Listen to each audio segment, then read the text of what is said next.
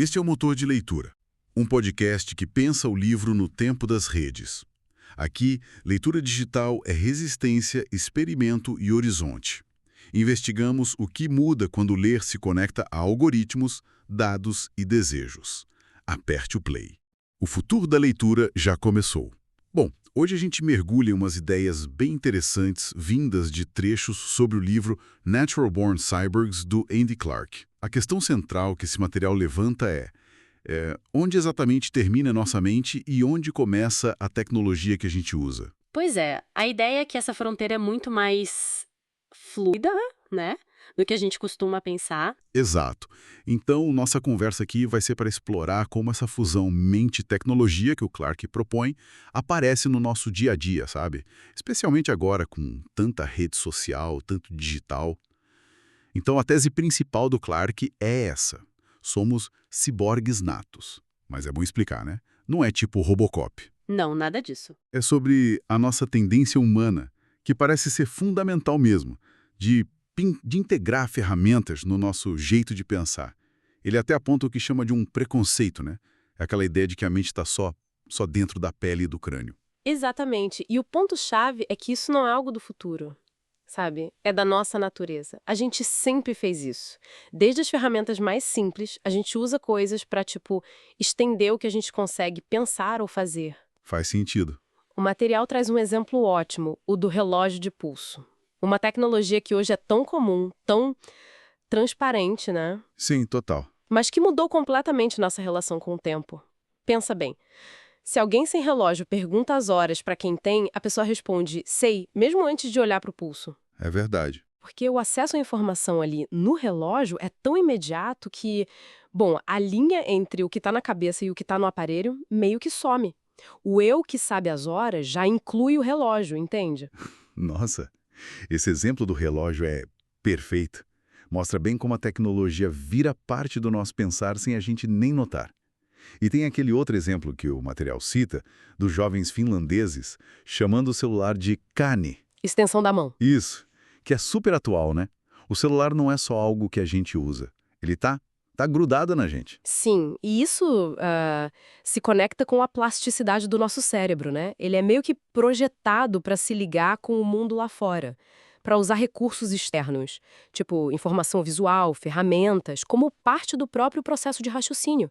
A gente depende do ambiente. Quer dizer, não é uma fraqueza usar essas coisas externas, mas sim como a nossa inteligência funciona. Exato, é uma característica nossa. E essa ideia da tecnologia ficar transparente, como você falou, ganha uma outra cara na era digital, né? Parece que essa nossa natureza cyborg está acelerada. Muito. A gente vê isso em coisas como, sei lá, computação ubíqua, quando a tecnologia está embutida num ambiente. Ou quase invisível, né? Ou a realidade aumentada que coloca camadas digitais em cima do que a gente vê. Sim, mudando como a gente percebe tudo. E a própria internet. O material sugere que ela funciona como uma extensão gigante da nossa memória, individual e até coletiva, e da nossa capacidade de processar informação também. E tem aquele conceito ligado a isso, né? A tal da filtragem colaborativa.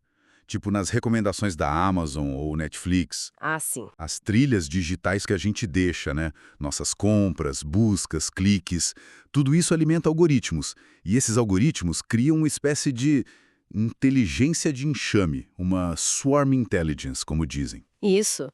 Uma inteligência coletiva que acaba nos guiando, nos informando. Vira quase uma extensão cognitiva compartilhada, sabe? A gente usa a experiência de milhares de outras pessoas para decidir o que a gente faz. É doido pensar nisso. Exatamente. E isso leva direto para o conceito de mente estendida. Ou como o Clark também chama, do self suave, o soft self. A tecnologia deixa de ser só uma ferramenta que a gente pega para usar e passa a ser parte de como a gente pensa, lembra, decide, até de quem a gente é, no fundo. A fronteira usuário-ferramenta fica porosa. Muito porosa. Quase some em alguns casos. Mas aí surgem outras questões, né? Claro.